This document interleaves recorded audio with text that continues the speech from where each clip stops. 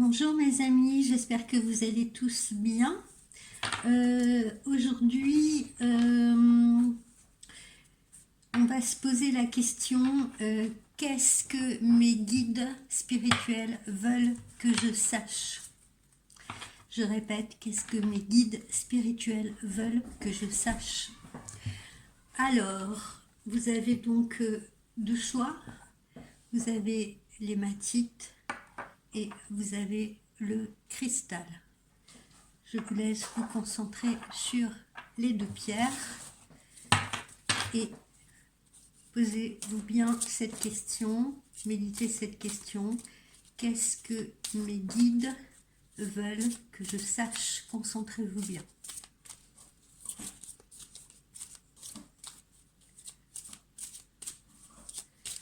Bien. Je vais commencer par les personnes qui ont choisi l'hématite.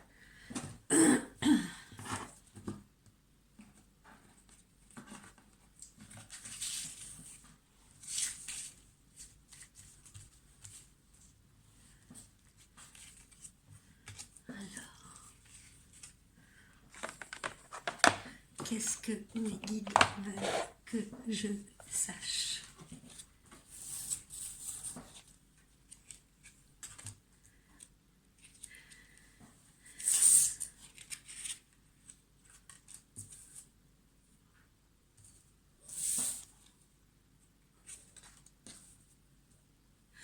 Alors, nous avons trois cartes. Nous avons la toilette. Je ne sais pas si vous voyez bien. Nous avons le repos. Et nous avons la chasse. Alors, je vais vous expliquer de quoi il s'agit. Alors, nous allons commencer par la toilette. Alors, qu'est-ce que mes guides veulent que je sache? Nous allons commencer par la toilette. La toilette, évidemment, c'est le nettoyage. C'est le nettoyage. Vos guides veulent que vous fassiez le grand nettoyage de printemps. Grand nettoyage de printemps en cette sortie d'hiver. Ce sont des pratiques qui sont un peu perpétuées depuis toujours. Je suppose que vous avez déjà vu vos grands-mères, vos mères faire le nettoyage du printemps en préparation de l'hiver. En hiver, comment dire, ranger toutes les choses qui n'étaient plus utiles, si vous voulez, et les mettre de côté jusqu'au printemps suivant. En fait, ce qui se passe, c'est que là, ce que vos guides veulent vous faire savoir, pour les personnes qui ont choisi l'hématite, c'est qu'il est temps pour vous de cesser d'accumuler ou de stocker sans arrêt ou sans cesse des choses qui ne sont plus forcément utiles. Comme si l'espace autour de vous devait absolument être comblé. Petit à petit, en fait, si vous continuez, si vous persistez à faire ça, à stocker, à ne pas trier, à ne pas jeter ce qui doit être jeté, à ne pas ranger ce qui doit être rangé, c'est comme si vous nécrosiez votre espace. C'est comme si vous encrassiez votre quotidien. Et au final, tout cela devient asphyxiant et irrespirable. Alors, ça vaut pour les choses matérielles, bien entendu, c'est-à-dire la maison, les tiroirs, voilà, les espaces de rangement, etc. Mais ça vaut également pour vos relations avec autrui. Il faut savoir faire le ménage également dans les relations toxiques. Parmi les faux amis par exemple, ou ceux qui vous polluent, ceux qui vous parasitent, ceux qui parasitent vos énergies. Alors bien entendu, je ne suis pas en train de dire que vous ne faites pas votre ménage au quotidien, mais là, nos guides, les guides là parlent, expriment le fait qu'il est temps pour vous de faire le grand ménage. Pas seulement voilà, le ménage au quotidien, mais le grand ménage.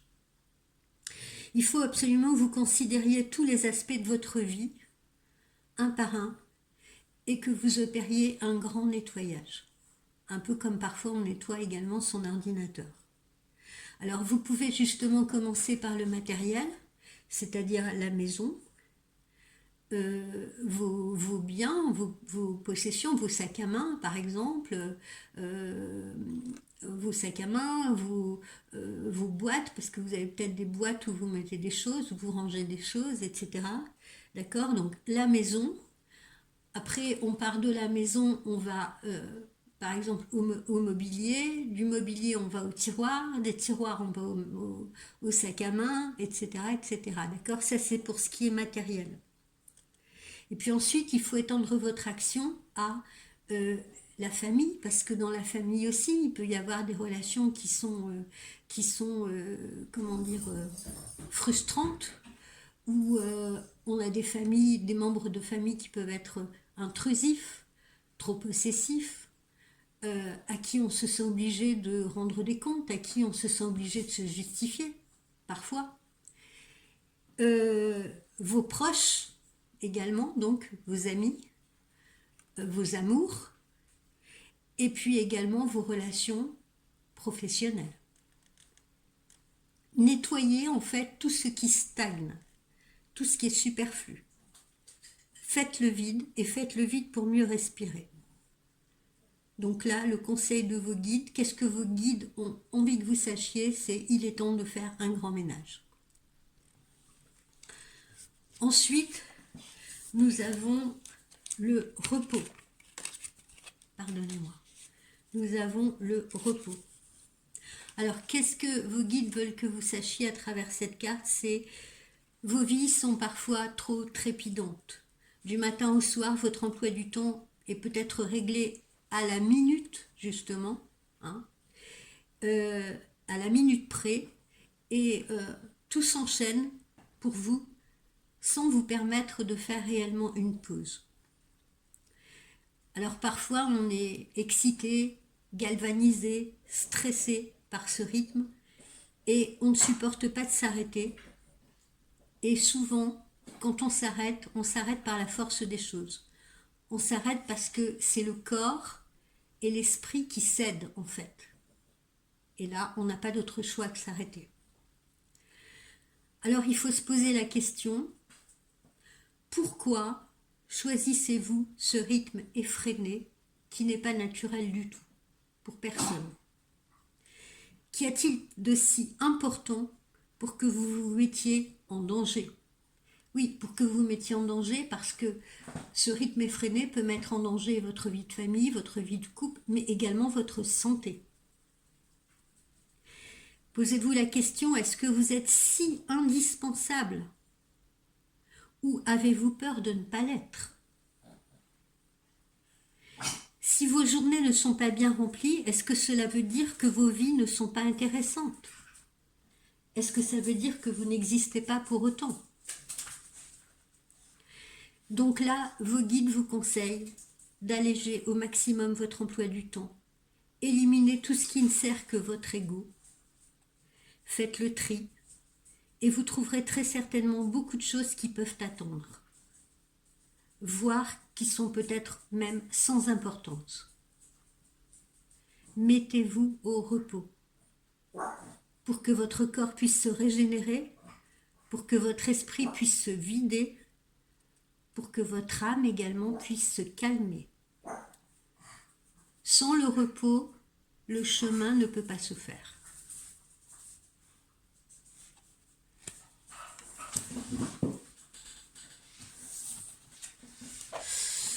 La troisième carte que nous avons sortie, c'est la chasse. Qu'est-ce que vos guides veulent que vous sachiez à travers cette carte qui représente la chasse? Eh bien, ils veulent que vous sachiez que les opportunités ne durent pas des années. Il faut savoir saisir sa chance. Cela ne veut pas dire qu'il ne faut plus dormir en ayant peur de ne pas avoir fait ce qu'il fallait, d'accord? Mais les occasions se présentent d'elles-mêmes à nous. C'est pas forcément nécessaire de courir après. Les occasions se présentent d'elles-mêmes. Il faut juste savoir les cueillir et les accueillir au bon moment. Parfois, sans s'en apercevoir, sans nous en apercevoir, parfois c'est par paresse, parfois par peur, on rate une bonne occasion, qu'elle soit d'ordre professionnel, d'ordre social, d'ordre financier, voire même d'ordre humain. Combien de fois une proposition nous a-t-elle été faite? Ou combien de fois avons-nous perçu quelque chose qui serait parfait pour nous?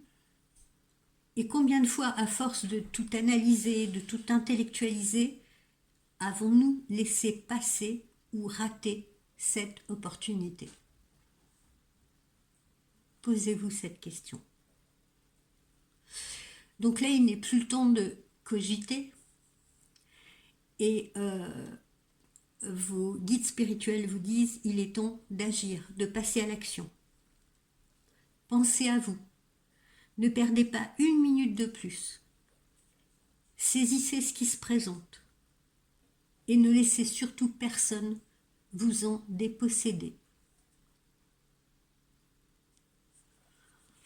Voilà en ce qui concerne les amis, les personnes qui ont choisi l'hématite.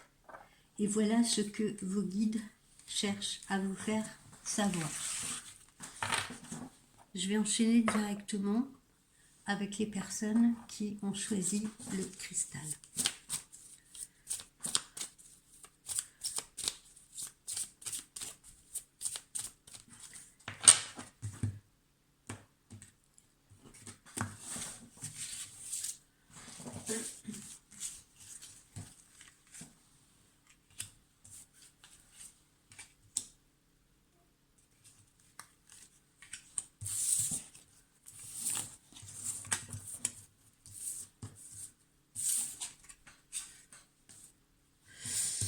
Alors là, nous avons la fuite. Vous la voyez bien, cette carte? J'aurais peut-être dû tourner mon téléphone dans l'autre sens. Ici, nous avons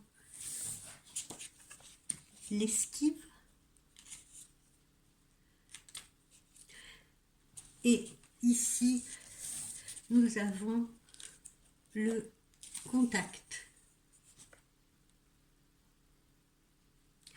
Alors, qu'est-ce que nos guides veulent nous faire savoir d'abord avec cette carte représentant la fuite?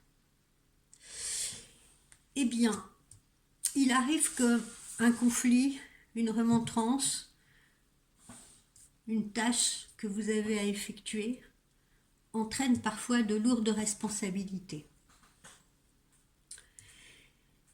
Et puis avec ça, il y a le stress qui s'en mêle, l'adrénaline parfois, et dans un réflexe qui est purement, instinctif, voire même animal, puisque en fait nous sommes des animaux. Donc dans un réflexe instinctif bien ancré, on cherche des moyens de fuir au lieu de résoudre le problème et d'avancer. Alors bien évidemment, qu'est-ce qui nous fait agir de cette façon-là? Souvent, c'est la peur. C'est la peur d'être jugé, la peur peut-être d'avoir à nous battre, et la peur d'échouer aussi. Et c'est en luttant contre cet instinct-là un peu primitif, dites-vous bien, que vous pourrez progresser. Et petit à petit, vous défaire de cette peur. Pour se défaire d'une peur, souvent, il vaut mieux l'affronter, lui faire face. Chaque problème, chaque situation,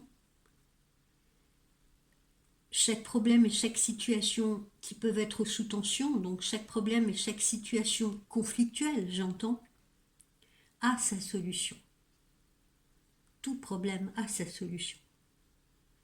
Si vous ne la trouvez pas tout de suite, cette solution, si vous ne la trouvez pas instantanément de prime abord, peut-être que quelqu'un d'autre peut vous la donner. peut vous guider, peut vous y aider. Donc acceptez parfois dans ces cas-là précisément de demander de l'aide et vous trouverez la solution. Prenez conscience que vous n'êtes pas seul.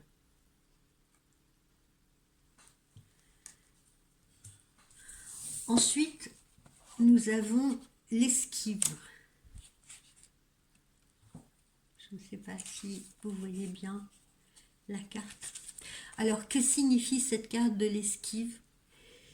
C'est que parfois, on trouve toujours une bonne excuse. Il y a toujours une bonne excuse. Une bonne excuse, une obligation, un problème quelconque qui justifierait ou qui justifie de ne pas prendre parti ou de ne pas répondre ou de ne pas rétorquer. Très souvent, notre réaction à une demande, qu'elle soit personnelle ou qu'elle nécessite une prise de position de notre part, est d'esquiver ou de préférer esquiver. C'est plus simple. Ou alors, parfois, on dilue la réponse. On trouve mille choses qui pourraient nous empêcher de nous exposer. Parce que si parfois on n'a pas envie de s'exposer, c'est parce qu'on sait aussi qu'on ne pourra probablement pas faire machine arrière. Parce qu'il s'agit bien de cela. La peur, encore une fois, de faire des choix, de regretter une décision. La peur aussi parfois d'être lié par la parole et de devoir s'engager jusqu'au bout. Mais vos guides spirituels vous disent, si vous ne faites qu'esquiver, eh bien en fait vous ne trouverez jamais votre chemin. La réussite, quelle qu'elle soit professionnelle, qu'elle soit sociale, qu'elle soit amoureuse, exige un engagement total. Il n'y a pas à avoir peur de cet engagement-là. Pourquoi? Parce qu'il est librement consenti par vous. Il est mûrement réfléchi.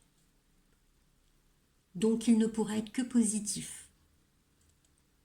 Même si il vous apporte des défis à relever ou des obstacles à franchir. Donc le conseil de vos guides là, c'est ne tournez pas en rond, ne tournez pas autour du pot. Impliquez-vous. Exposez-vous. Exposez votre avis. Exposez vos choix.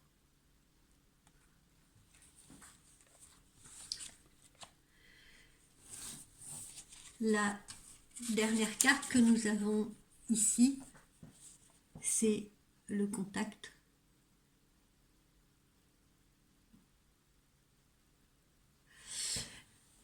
Que signifie cette carte? Qu'est-ce que vos guides ont envie de vous faire savoir à travers cette carte? C'est que parfois vous êtes trop préoccupé par le tourbillon de la vie. On l'a vu là aussi tout à l'heure parmi les gens qui ont fait le choix de l'hématite. Parce que c'est un peu la situation dans laquelle se trouvent de plus en plus de personnes aujourd'hui. Trop préoccupées par le tourbillon de la vie. Et trop préoccupé par le tourbillon de la vie, vous vous perdez dans vos pensées. Vous vous perdez dans vos anticipations, parce que quelquefois vous cherchez trop à anticiper. Il vous faut tout planifier, parce que vous avez l'impression que si vous ne planifiez pas, vous allez oublier. Et c'est souvent le meilleur moyen également de ne plus toucher terre, parce qu'on veut tout contrôler. On veut superviser plusieurs situations en même temps. Alors attention à l'atterrissage, parce que l'atterrissage risque d'être douloureux. Et là encore, faites attention à votre corps, pas seulement à votre mental, mais votre corps aussi, parce que vous n'en avez qu'un. Donc prenez-en soin. Il est très important, vos guides vous disent ici, de reprendre le contact avec ce corps, de le reconnecter. Le temps de quelques respirations, Encore une fois, je vous engage au sport, à la méditation, au yoga. Concentrez-vous sur vos sens, sur le toucher, sur les sensations physiques que vous ressentez. C'est ça le contact. Posez-vous les questions. Comment sont mes appuis au sol? Est-ce que je suis bien ancré? Est-ce que je suis en déséquilibre? Quel muscle s'est tendu là dans l'effort que j'ai fourni? Quel muscle s'est relâché, trop relâché? Ressentez l'air sur votre peau. Est-ce qu'il est frais? Est-ce qu'il est chaud? Ressentez le coussin, par exemple, sur lequel votre tête est posée. Est-ce qu'il est doux? Est-ce qu'il est moelleux? Laissez-vous envahir par cette sensation du présent, ici et maintenant. Prenez le temps de tout ressentir, chaque partie de votre corps. Pourquoi? Parce que vos guides vous font savoir que le contact, la conscience du contact, conscientiser le contact, c'est s'ancrer. C'est une encre, le contact. Donc, restez présent à vous-même. Voilà mes amis pour cette vidéo qui concernait qu'est-ce que vos guides spirituels veulent que vous sachiez. Voilà, c'était une vidéo de guidance. J'espère qu'elle va vous aider. J'espère qu'elle va vous faire prendre conscience de certaines choses qui ne vous concerneront peut-être pas tous ou toutes, mais la plupart d'entre vous, et que justement ce tirage vous guidera. Voilà, je vous dis à plus tard. Bye bye. Ah, j'ai oublié de vous dire, je suis en train de vous préparer une vidéo de méditation sur comment entrer en contact avec la couleur de l'énergie de mon autre, de mon amoureux ou de mon amoureuse. Voilà, ça sera pour bientôt. Bonne soirée.